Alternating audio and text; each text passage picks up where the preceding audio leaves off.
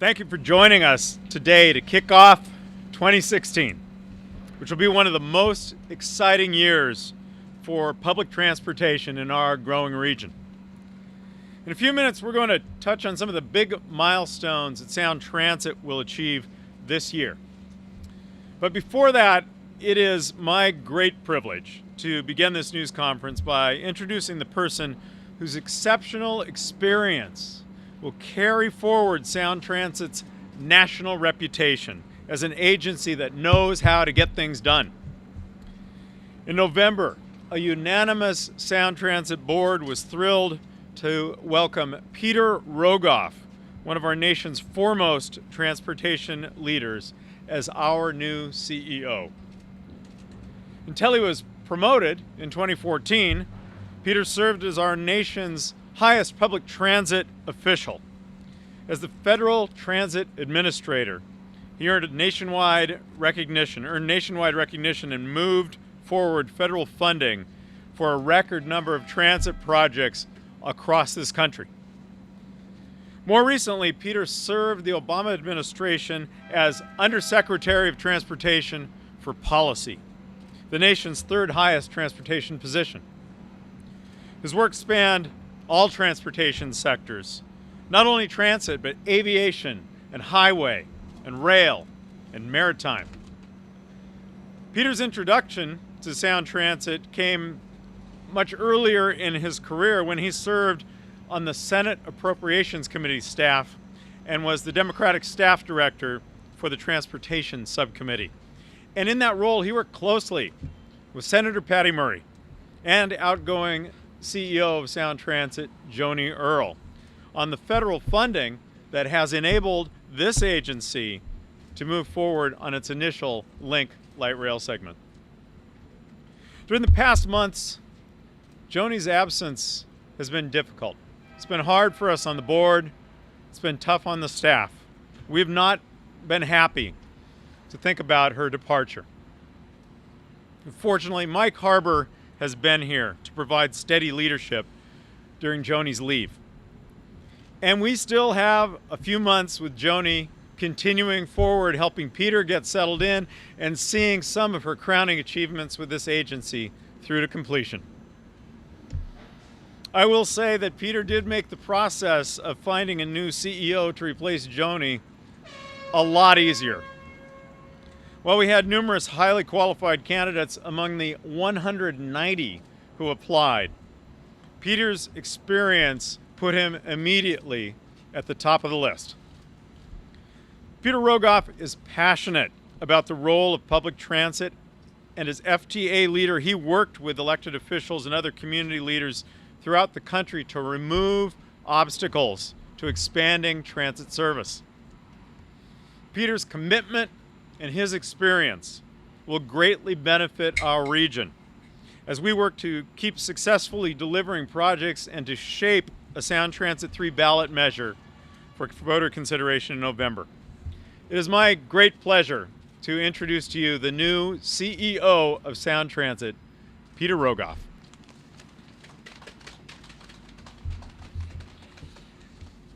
Well, thank you, Dal. It is not an overstatement to say that I am thrilled to be here. I am in now day 7 of my service, but a cloudy, rainy day in Seattle is better than the best sunny day in Washington, D.C. I'm also thrilled to be here to help lead and take Sound Transit to the next level and a very, very successful future. I am, as Dal pointed out, filling some very big shoes. Joni Earl was one of the best public servants I ever had the opportunity to work with. She really took Sound Transit and picked them up off the canvas when they had a very, very rough time in their initial segment, and really built the agency into one based on delivering quality products on time and on budget, and sometimes even ahead of time and under budget, and delivering them with excellence and providing mobility benefits for the people of the Puget Sound region. My goal is to build on that legacy as we quite literally expand north, south, east, and west. As Dow pointed out, I have committed my career to transportation, and most intensely on public transit, because it makes such a difference for the people. Really, quality public transit for millions of people across the country, and indeed hundreds of thousands of people in this region on a daily basis. It's the difference between getting home in time to seeing your kids before they go to bed or not. It's the difference between seeing your kid play in a Little League game or missing the whole thing. People take I'm not going to say a risk, but I hear from commuters just in my first 7 days in this region on what a crapshoot it is, frankly, when they put themselves on the highway and hope to get to work on time. So what we are going to be accomplishing in our extensions this year, both to U-Link down to Angle Lake and in other places, as Dow will lay out for you, is going to provide reliability, is going to provide the kind of guarantee that the people want, that not only they're going to get to work on time, but they're going to get home in time to see those kids before they get to bed. Maybe even get home in time to have dinner with the family. Have that quality of life that people here are yearning for, and for which road congestion is really undermining that daily experience. So thank you again. Dow's going to lay out a great many of our upcoming accomplishments. It's a very ambitious year that we're launching on, and we're just going to build from there. Thank you. Thank you, Peter.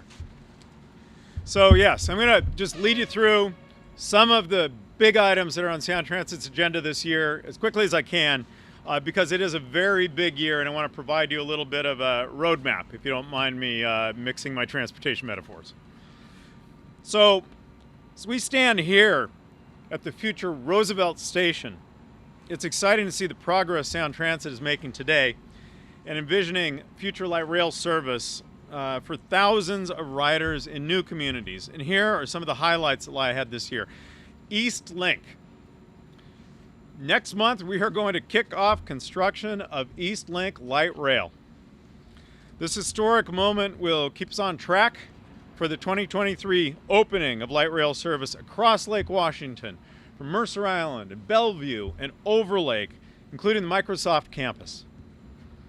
The first major work will be a new tunnel under downtown Bellevue, a feature that came through negotiation and close cooperation with our friends at the City of Bellevue.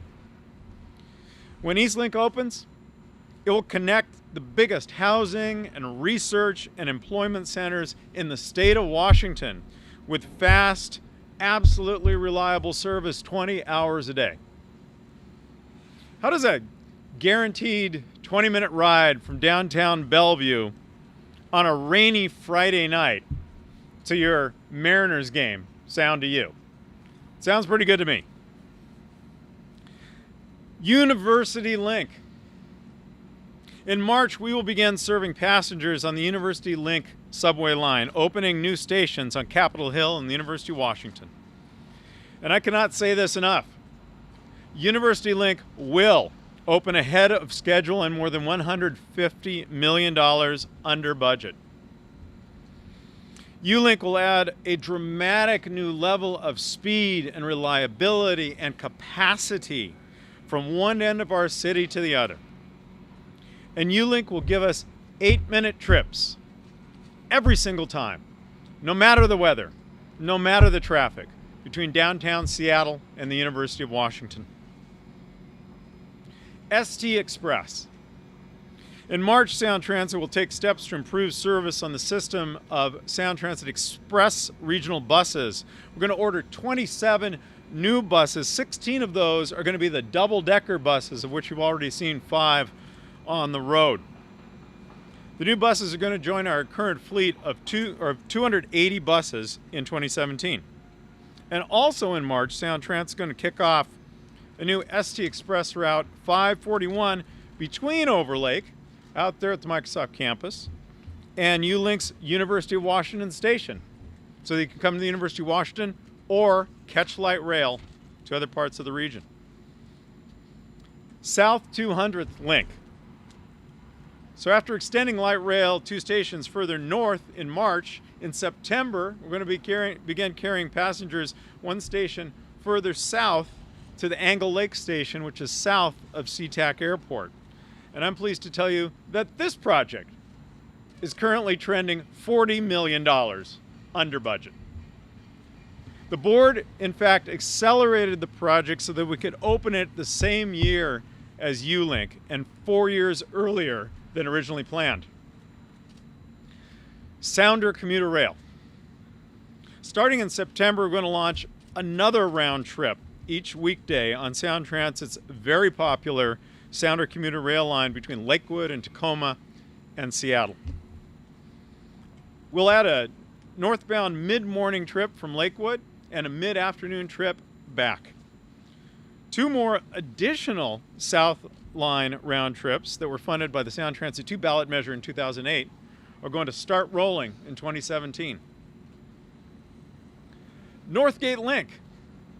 So today we're here at the site of the Roosevelt Station, one of many locations Sound Transit has demonstrated where Sound Transit has demonstrated success in building light rail tunnels. So far, Sound Transit has successfully completed 12 tunnel segments, including 3 right here under your feet at Roosevelt. We're 12 for 12 in tunneling. And by the end of this year, I'm pleased to report Sound Transit is on track to complete the tunnel mining all the way to Northgate. This spring, we're going to kick off construction of the elevated light rail station that will serve Northgate with construction of an elevated guideway to the south of the station starting next year. And that is going to facilitate seamless transfers between buses coming from throughout the region and the high-capacity light rail that will bring folks to the university in downtown Seattle. So Sound Transit 3. All of this that I've discussed are things that are already in the works, that voters have approved and that we're delivering on time and under budget. 2016 will culminate with Sound Transit 3 ballot measure that responds to our region's fast-growing population and the rising demand for congestion-free transportation alternatives. The progress that Sound Transit makes in 2016 will keep light rail on track to reach north to Linwood, east to Redmond, south to Kent, Des Moines within the next 8 years. And we hear every day, though, how folks want more, they want it to their communities, and they want it now. Light rail must go north to Everett, south to Tacoma, and all the way to downtown Redmond. It must go further west to pick up the bustling communities of West Seattle and Ballard. Look at the construction cranes on our skyline. Who can imagine a future without a completed regional transportation system to keep this economy rolling, to get people to work and get them home on time? We must invest in this infrastructure if we're going to continue to enjoy the kind of prosperity this region has seen. So in March, the board will adopt a draft measure. Then we're going to be asking the people to look at it, to comment on it, to help us refine that measure. That's a lot of work in 2016. Thankfully, Sound Transit's new leader is up to the challenge, and I'd like to turn to him to wrap up for today. Peter. Well, thank you. You've heard from Dow the extraordinary ambitious agenda that the agency has for the coming year.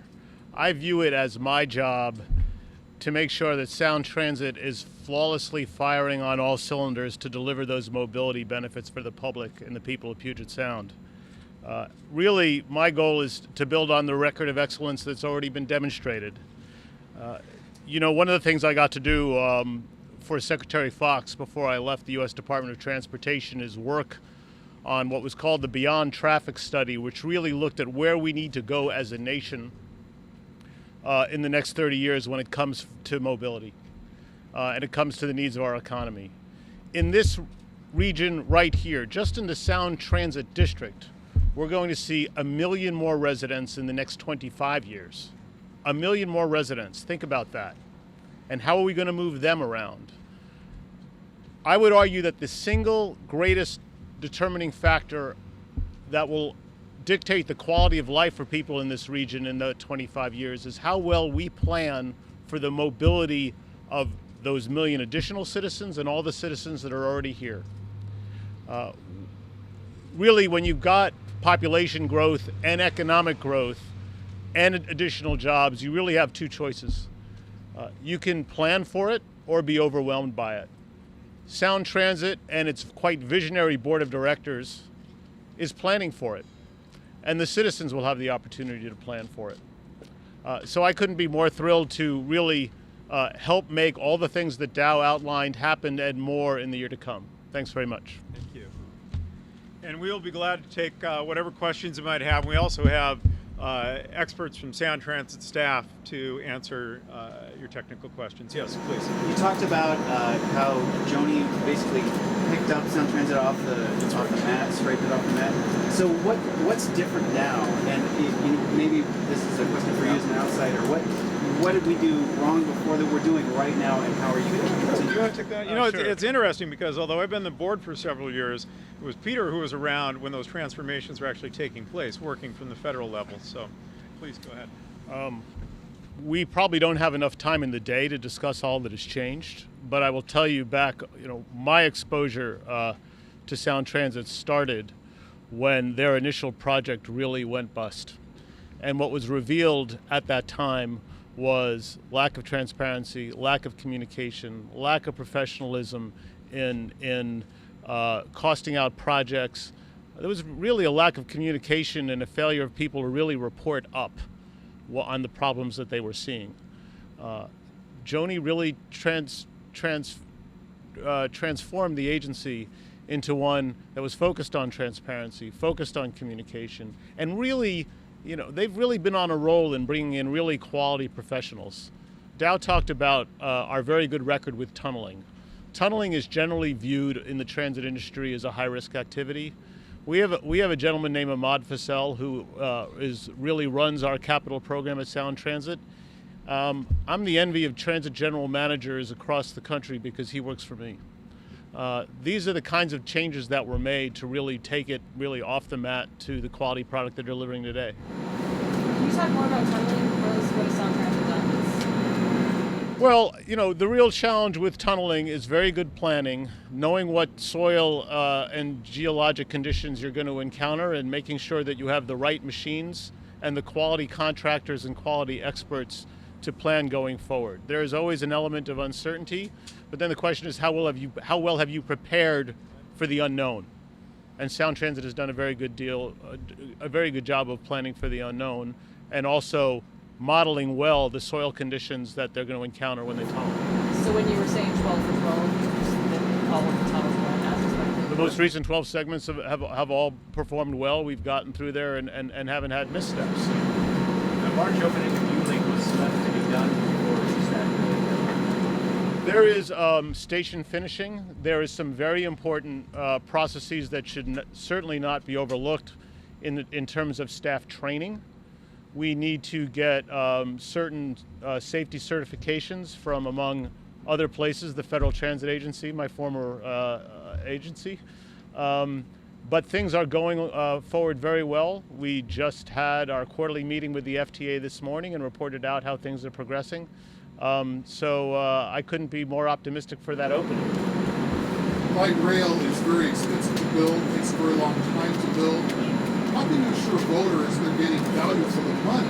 Because it just takes so long. Well, we're getting better at building it faster, certainly. But, this kind of infrastructure is not for the next decade, it's for the next century. And it is worth making an investment in something that is dramatically increasing both capacity and speed and reliability in order that we might keep our economy moving forward.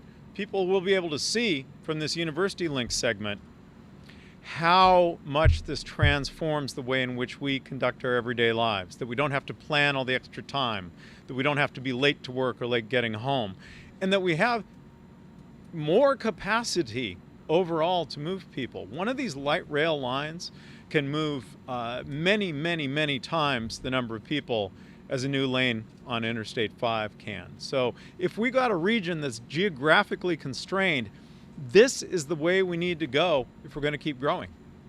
You want to add anything to that? What you're buying with light rail is an uncongested corridor. And to Dow's point, we can add lanes if we had the space, and what you'll get is another congested lane. So the ability to get that uncongested corridor and move people rapidly through it is really the whole shooting match in terms of providing the mobility improvement. With an expectation of 1 million people moving to the area in 25 years, is what you have planned enough to get ahead of that in terms of reducing congestion and traffic flows, or is it just going to keep pace? I think our modeling will be able to show that a fully realized Sound Transit 3 light rail system, which would include what we will present to the voters in the fall, will not only accommodate the million people coming here and all the commuters in that population, but in fact, a lot of the need that exists now that is not being met by our current roads and transit system. You know, we can add a lot of buses, and buses are critically important, but they still are having to drive on the same finite amount of asphalt and concrete that we have for all of our vehicles. Here we are stepping entirely outside of that and creating really significant new capacity. And that is what's going to be the key for this region's economy in the next decades. As a follow-up, are the roads still going to be as congested even with the additional light? Well, there's no question that this kind of new capacity is going to allow people who are driving right now to get out of traffic. We all know that the tendency is for any available capacity in a road system anywhere to eventually be filled.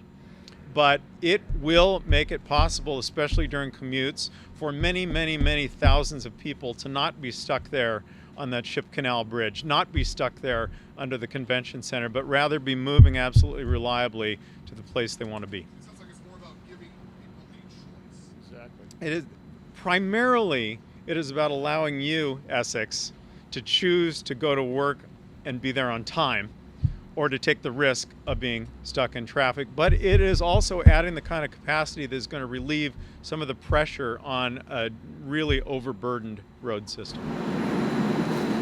So the ballot measure, you said in March, you'll go back to the public and talk more about what the plan is there?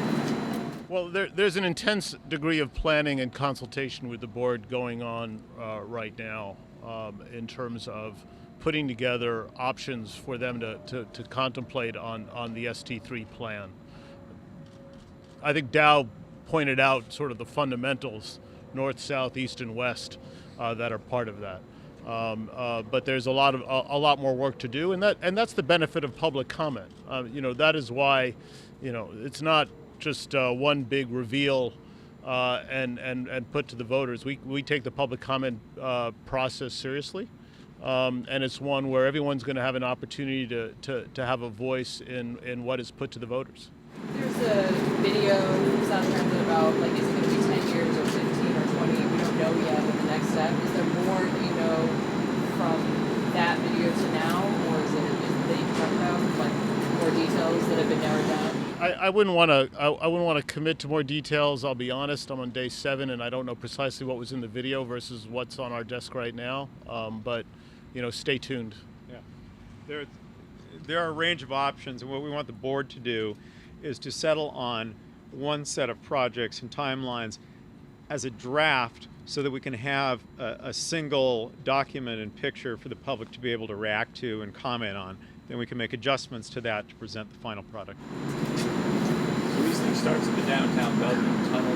Why not start with I-90 across the Lake Washington, or is that already happened? I bet there are technical experts who can tell us exactly why we are staging things in the order we are on East Link. Anybody here want to address that? I'll get somebody to talk to you afterwards. Let us call you. That's outside of my expertise. Others? Yeah? Good? Okay. Thank you very much. There are several Sound Transit professionals here to be able to answer your specific questions like the one we just heard. This is an exciting time in the history of this region. And as we open University Link, I think we're going to be able to see more fully what this place is going to look like over the course of the next century. Thank you so much for being here. Great.